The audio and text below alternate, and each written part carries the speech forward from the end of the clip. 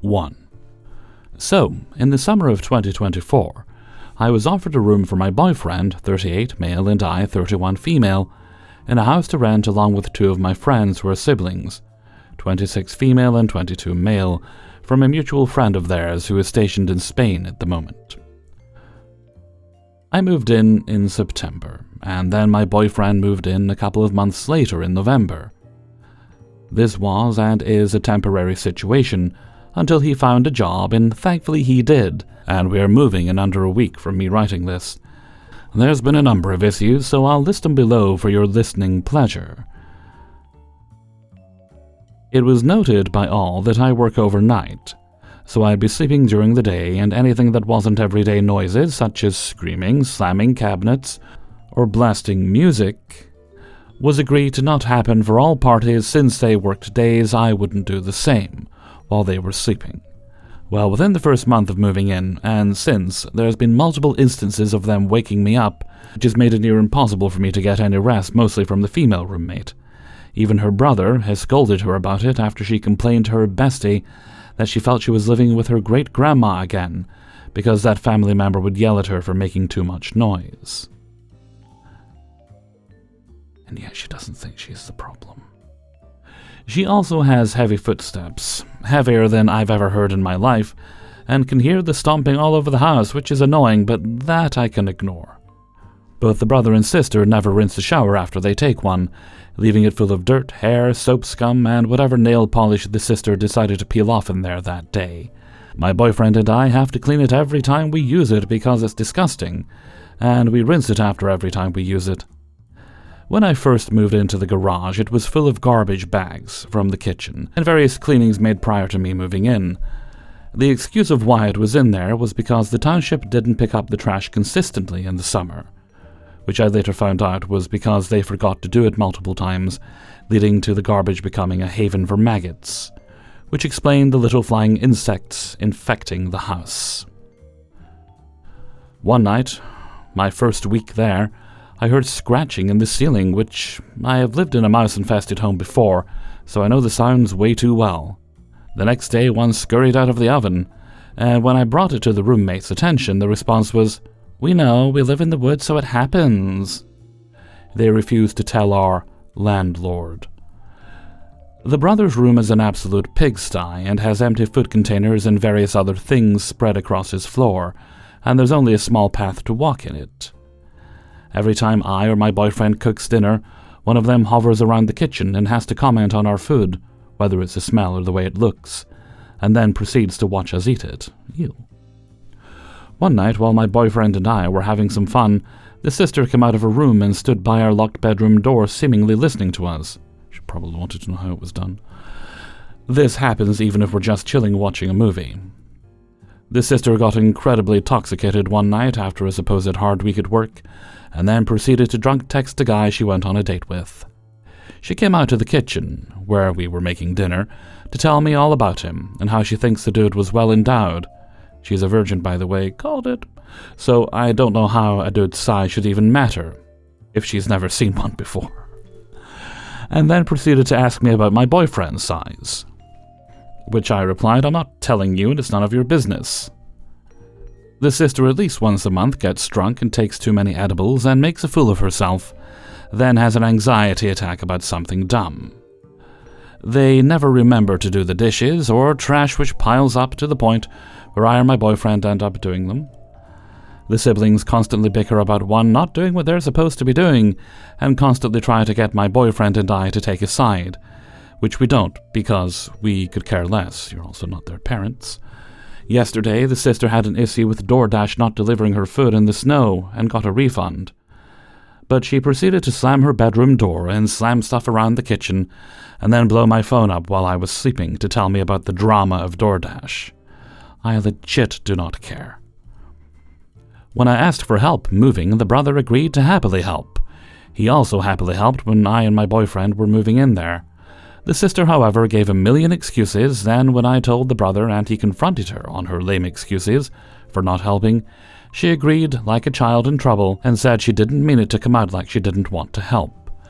The sister decided to just give us the smallest shelf of the fridge, while she and her brother get the 2 separate shelves that have way more space than ours. I ended up claiming a drawer and a shelf on the door because one small shelf is not enough to store stuff for 2 people. One day the sister decided to text in the group chat that we have to clean the lint filter in the dryer when we use it, even though I had been cleaning the lint out every time I've used it. It has been my own or the mixture of the siblings.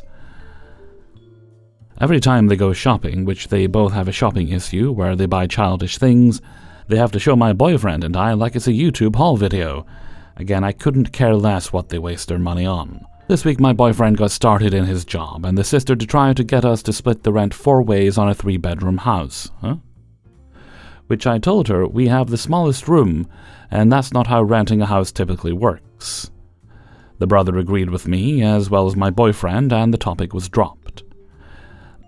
When we had a massive plumbing issue, the siblings refused to contact our landlord, so I forced them to give me his number, which they never gave me before, and I took care of it by calling a plumber I know who is a family friend.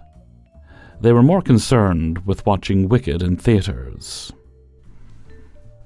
The sister oddly stares at my boyfriend as if she's checking him out, because she's called crazy, and thinks I don't notice.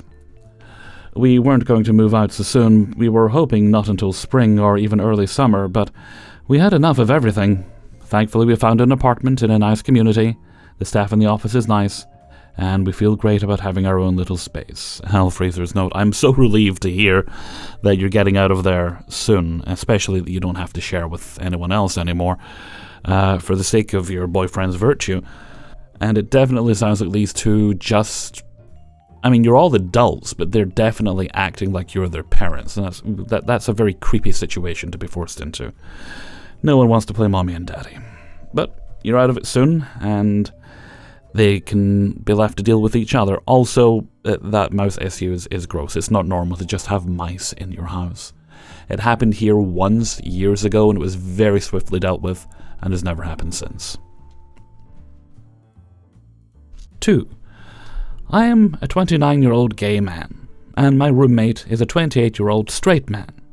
This is not the start of a 1990s sitcom. We were high school friends. We're both out-of-state transplants, and I moved here at his invitation 3 years ago, and it has been a beneficial change in my life. I do care for and respect him a lot, and see him as a brother more than anything. He is reserved, can be mildly stubborn, and, typical of most straight guys, doesn't communicate what's going on in his head or his heart. I'm a little more casual, higher energy, and gregarious. Overall, our relationship as roommates has been amicable, except for a few times when we bumped heads and then found better ways to communicate with each other. Now, all this has seemed to go out the window. In November, I went on an EU mom-son trip, and he went on a trip with his girlfriend who lives in the East Coast and visits him 1 or 2 times a month. He took off right after I got back, and overall, we didn't really overlap at all in November, and much less since. He didn't share at all how his trip went. I also found out his girlfriend blocked my number due to a disagreement about who ate whose honey in the cabinet, which was pretty overboard, as she and I had gotten along up until then. One might say she wasn't very sweet on you afterward. He didn't have much to say about it, and she hasn't visited us since then. This led into December, where he was highly irritable, passive-aggressive, and sequestered himself. Yeah, funny how friends change when they get a partner, ain't it? If I was in the living room when he got home, he went to his room. If I emerged from my room, he went to the restroom for the better part of an hour, until I was done making myself dinner or watching a show, etc. In January, his brother came to visit him. I'm friendly with his brother, and we get along well. His brother being here was the only thing that catalyzed my roommate and I hanging out. We had some wine and beers, and I can't remember what started it, but we had a massive blow-up. I felt terrible arguing in front of his brother, who was on vacation, but my roommate said he didn't care. I shared how I noticed he was completely avoiding me, and I didn't get it. He said that he hadn't liked hanging out with me for 1.5 years. I was shocked. He said that I made everything about myself when we spoke, and he couldn't talk to me about anything. This was insane, because every time he comes home from work, I say hi and ask how his day was. I get a and he goes to his room and closes the door. I admit that there were times last year when I was in the dumps and I was working a job I was unhappy in, and I had a family member pass away. I wasn't exactly fun during this time, but I wasn't being an antagonistic roommate. He also took some cheap shots at insecurities that he only knows about because I literally trust him. But I chalked that up to him being inebriated and worked up. Still hurt, though. Since then, we haven't spoken except for the occasional sup. Truly, not a single sentence. We have each other's location, and I can see that after work he just sits in his car for hours on end, outside of our place, instead of just coming inside, sometimes until 3 a.m. It's insane. I woke up one morning this month, and he was in Tokyo. It was a dream trip for him, and he went with his girlfriend. I was happy for him, but also stunned. I don't need to know the ins and outs of everything he has going on, but that one jarred me and showed the distance there is between us. Our lease is up in April, and we won't be renewing due to insane rent prices. I'm figuring out what I'm going to do next, and he's moving to the East Coast with his girlfriend. I'd hate to have our friendship that's lasted 10+ years die just because he is being hyper-avoidant. But in all our past differences, I've been the one to instigate conversation, and I just don't have the energy anymore. I'll end it with one last thing. I'm not saying I'm a perfect roommate, but we've grown a lot in our 3 years living with each other. There has to be a deeper reason to this level of avoidance, and I can't think of one where I would ever treat someone like this. If something so inexplicable like this has ever happened to you, I would love to hear any insight that I'm not getting in my one-sided conversation. Hellfreezer's note, yeah, your roommate, your former friend, is a girlfriend guy. As in, his whole identity is now his relationship. You don't fit into that. The girlfriend took a dislike to you over honey of all things. I mean, sure, it's expensive, but get a grip. And because she doesn't like you, he now has to dislike you. It's a sad, sad tale, but oftentimes you'll have a friend, they'll get into a relationship, then suddenly their whole identity is their partner. Quite frankly, it's tedious and mind-numbing. I'm sorry you have to do this, but the fact of the matter is you have lost your friend. Your friend is gone. What's either going to happen is they'll settle down on, was it the East Coast you mentioned? Wherever it was they were settling down, and they'll be happy ever after, or she'll dump him for something better, and then he'll try to reconnect with you. If he does, quite frankly, I suggest you just make sure that door stays locked, because it'll go back to being the same thing the next time he gets a partner. Best of luck to you, and I hope there are brighter things in the future for you. Certainly better roommates if you choose to room with someone else. Although if you're able, living on your own is great. 3. Context. I live in a 3-bedroom, low-income apartment. I am the only one out of the 5 other roommates that has a job.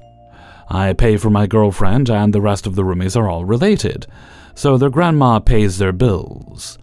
I'm also the only one with pets. Lastly, I have lived here the longest, and I am marked as head of household, if that matters. All of my roommates are crummy in their own ways. I consider them family, but they are very frustrating to live with. In this post, I'm just going to talk about one particular roommate. I'll call him Tag. I'm just going to bullet point some of the problems I've had with him. Never turns the lights off, leaves them on every time he exits any room. On a daily basis, I will come home after being gone all day, just to have to turn off every light Tag left on, presumably the entire day. Leaves the front door unlocked. I've tried multiple solutions to this, including installing a hook by the front door solely for his keys so he wouldn't forget them, and purchasing a key lock box that I left outside our apartment so he would at least stop getting upset with me whenever I would lock him out. Ugh. So many damn phone calls about how I locked him out. Constantly having to get my butt up to let him inside. Keeps ant killer traps in his room. This is probably the issue I have been the most direct with him about. I have cats. Cats get into things. Ant killers kill cats. Ant killer cannot be in this damn apartment. He initially fought me on this, but then came around because I was very firm. But then I ended up finding ant killer traps in his room a few weeks later. My cat knows how to open doors. I'll bet it knows how to lock them as well. They had been in his room multiple times, which leads me to the next point. Refuses to keep his bedroom door locked. Panicking about a non-complying roommate putting my cats in danger, I needed to think of a way to make sure Tag's damn door stayed closed. As I mentioned, my cats can open doors, so I invented a whole string and screw in the wall contraption to act as a lock for my cats. It was very simple. Prop your door up when you're inside your room, and when you leave, put the string back on the hook so the cats can't open it. This dude never gave a crap about that lock. He never used it, and at many points I just found the string thrown on the ground in front of his door. This was eventually solved due to me purchasing toddler locks for his door, but still, had to list it. Just another example of having to deal with him as if he's a child who isn't capable of being treated like an adult. Leaves the dog gate open.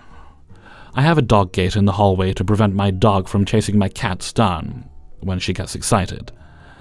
If I didn't know him better, I would think Tag intentionally leaves this open. It's really not hard to close either. I've resigned to just trying to keep an eye on the gate every time I see him pass through, and I just stop what I'm doing and get up to close it, just like I do with the front door or lights. But this crap weasel passes back and forth, back and forth, back and forth so many times a day. It's exhausting. Leaves his laundry to mold. Ew. This was also one of the first issues I ran into with him. Initially, if I needed to use the washer and his nasty clothes were in there, which by the way, he smells awful, and this has to be a reason why. As in, he literally leaves a scent cloud behind him whenever he enters and leaves a room. I can smell his room behind his closed door. He's actually disgusting. Anyway, I would ask him to switch his laundry, to which he used to get annoyed that I wouldn't just switch it into the dryer for him. Is he paying you for that service? I actually started doing that for him for a while. Hate that I ever did. But eventually implemented a basket system for abandoned laundry. He not only refuses to use this, but those damn baskets that you guessed it, I bought, are always missing or broken.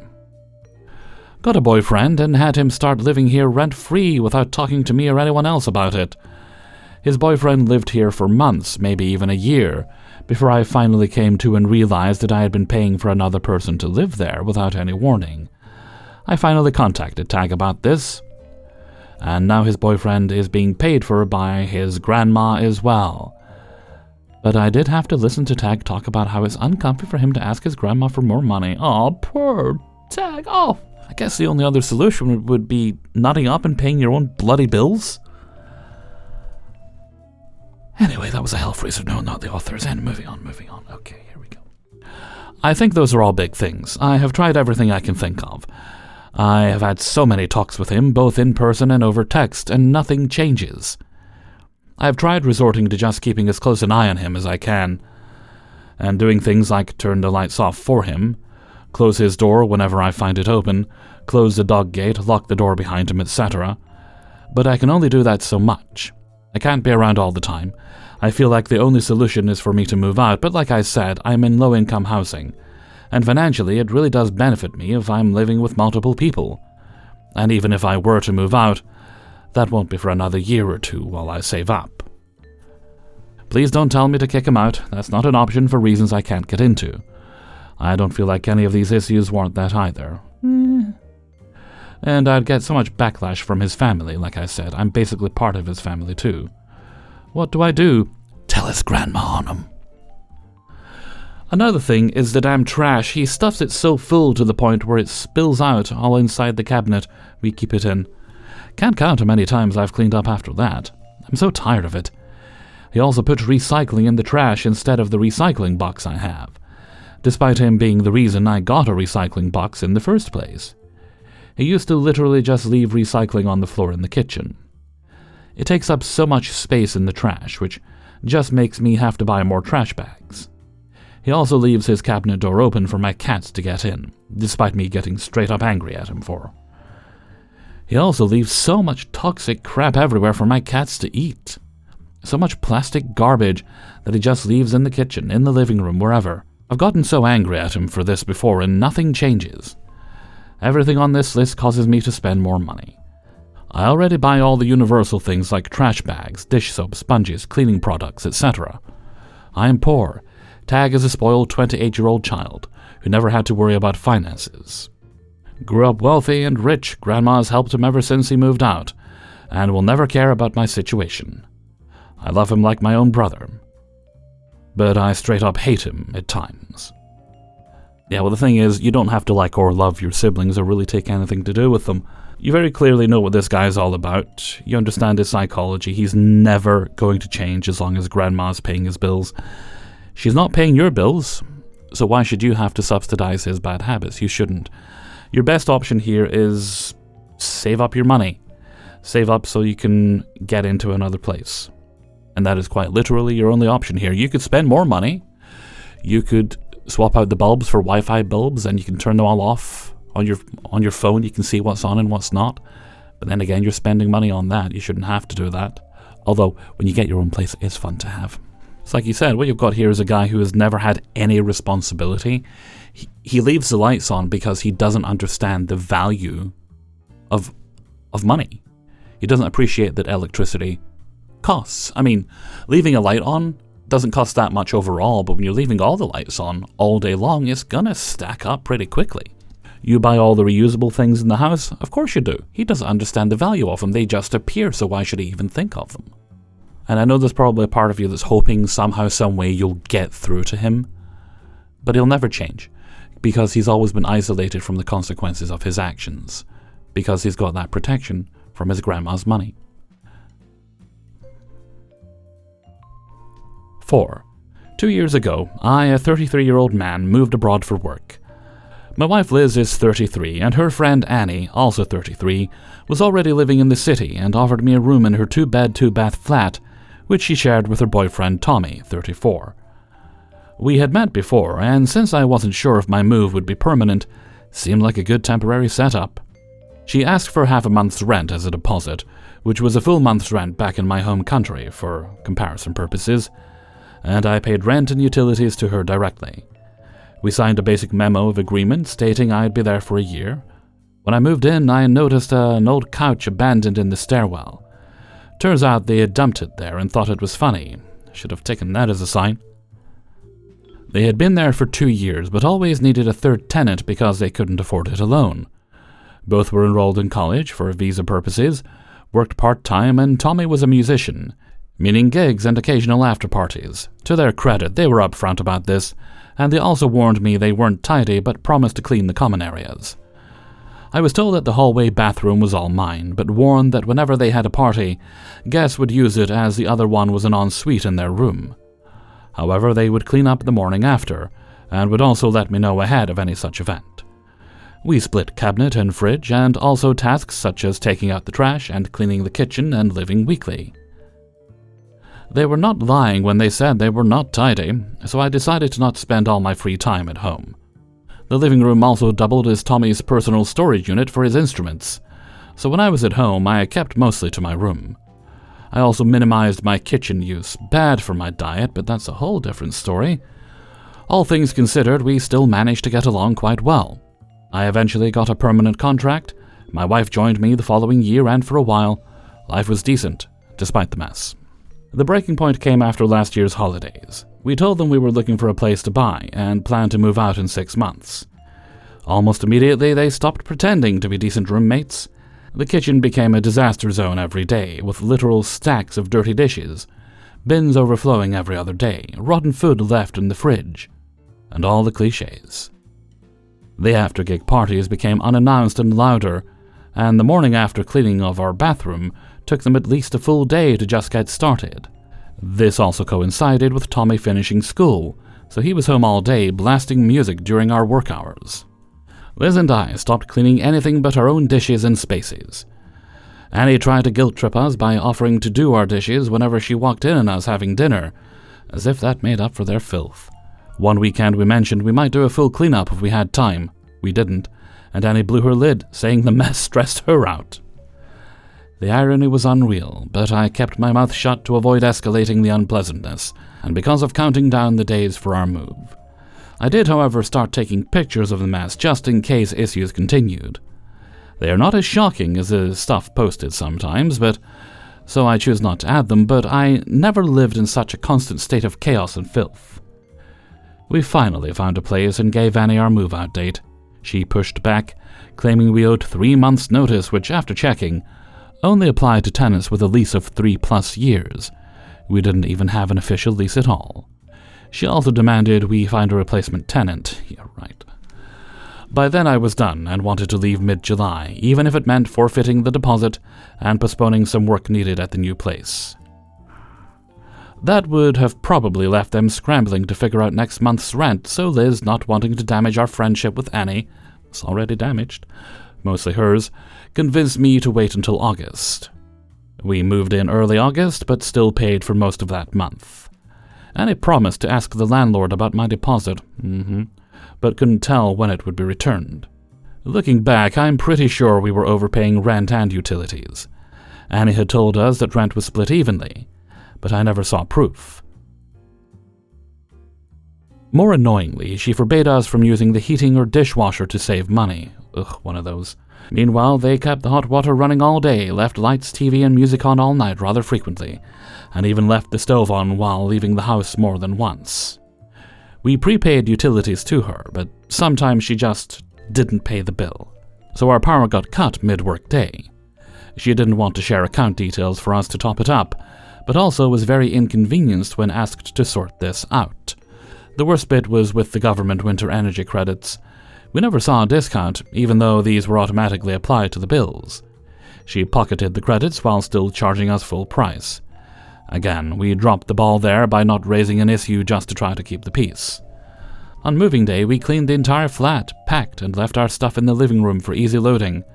Annie agreed. While we were out renting a van, she moved everything back into our room, because Tommy had a recording session and didn't want us entering the living room.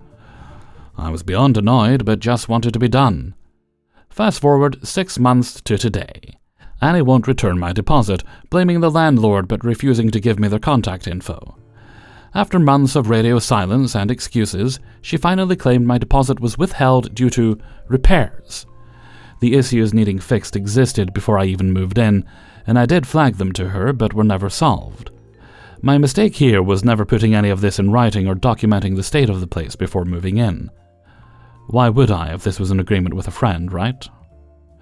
At this stage, I feel like I'm just being petty because I don't need the money, but on the other hand, it is my money that I gave to her, and she said it would be returned. As I said before, I also feel she was shafting us with the rent and bills, and I don't feel like letting her get away with it again. However, I don't feel like I have much recourse here, but hey, at least I've gotten Liz to agree that we should have moved out in July. Hellfreezer's note. Now, I'm not sure about the laws in the country you're in, but generally speaking, if someone is withholding a security deposit for repairs, they have to be using that money for the repairs. So ask to see the bills for the repairs that have been done using that money. Also, keep digging. You should eventually be able to find out who owns that building, who the landlord is. Contact them, let them know about the situation, ask about the security deposit, find out what you should really have been paying, and if they even knew you were there at all. I'd wager they didn't know you were there, but I could be wrong on that one. Essentially, if you have the time, use whatever legal recourse you have. Even if you weren't officially on the lease, you've probably still got some rights. Good luck, and I hope you manage to screw them over in a successful way. 5. I know having my boyfriend over all the time is not great. It's a dick move. We are moving out at the end of the month, but he's here for safety reasons. 1.5 years ago, I moved in with my roommate, 27, female. We'll call her Lenore. Lenore and I'm 30, female, had known each other for a couple of years, and I was looking for a roommate while I completed an accelerated program. We both were single and were spending a lot of time together. I invited her to outings with my friends, outings with my dog, and included her in double dates. After a month, I realized Lenore wasn't completely honest about who she was. She started making rules about having friends over. I was not to have my mother or best friends over. I noticed I was getting extra charges on my streaming accounts. When I asked if she knew anything about extra accounts being on my profiles, she said no, must be a glitch. If I started dating someone, she would be livid. She expressed that we were supposed to meet someone together, buy a house and raise our children together, because men are unpredictable but female friendships are forever.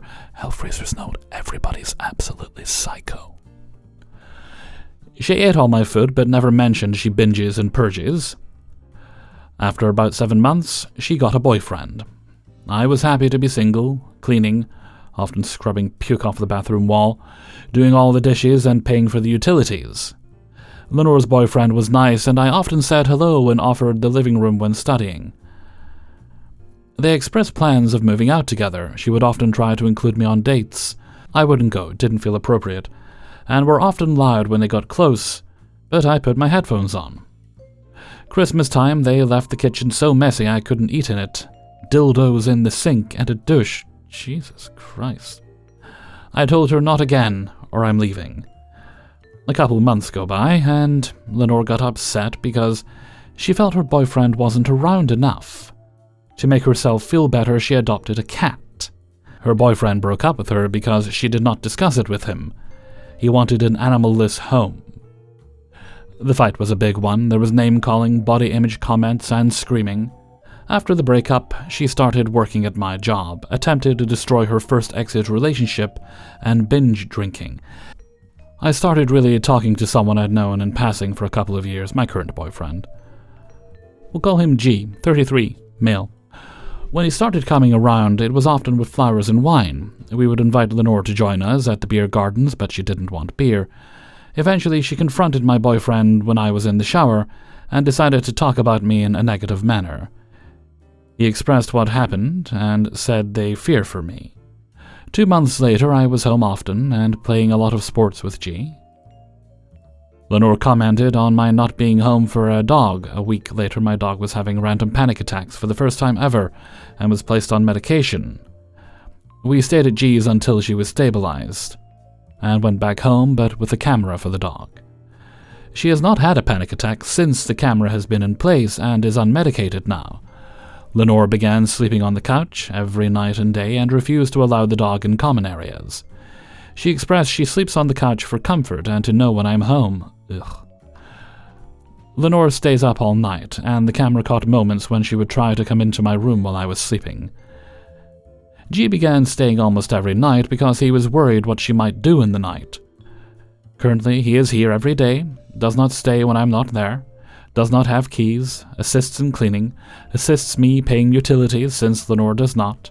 She refuses, showers at his own apartment, only resides in my room, assists with the dog and groceries.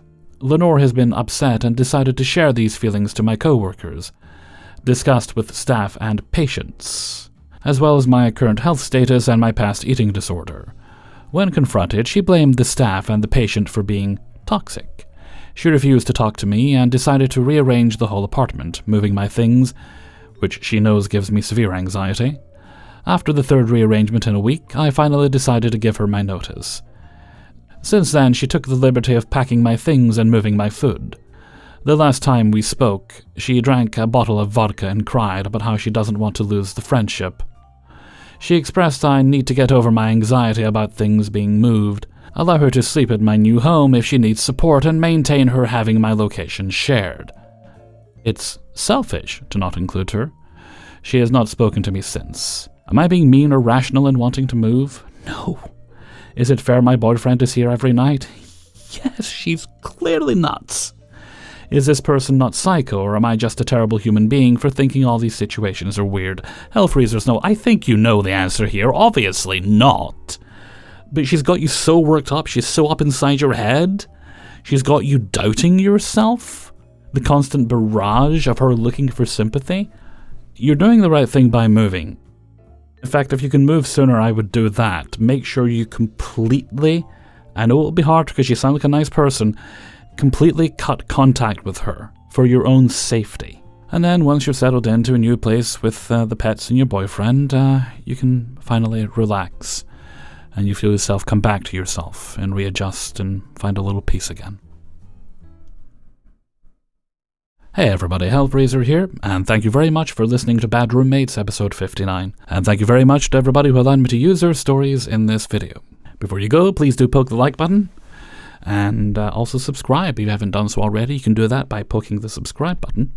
And if you'd like to help me pay some bills and support the channel, you can do that by clicking on the link to Patreon in the description there, where you can support me for as little as $1 or more a month. There's also a link to the Hellfreezer merchandise store to get yourself some nifty Hellfreezer merchandise.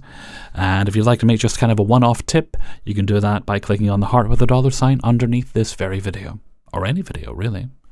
Well, any video on my channel. I think it's on all of them. Anyway, no more business today, so let's move along to Hellfreezer's question of the day. Today's question is... It's going to sound kind of weird and random, but I guess a lot of these questions of mine do.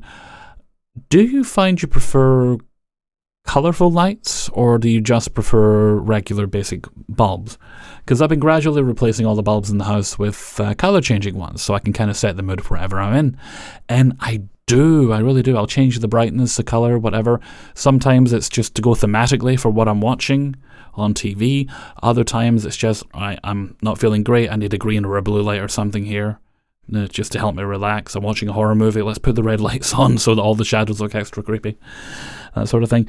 And it really has, it's one of those odd little things. It's like, oh, this has actually kind of improved my mental state a little bit. Who'd have thunk it?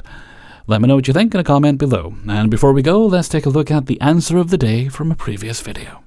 And this one comes from Bad Roommates 57, and it's about things you do for your health that you just do them because you like them, not because they're healthy, but it might be, so yay, bonus.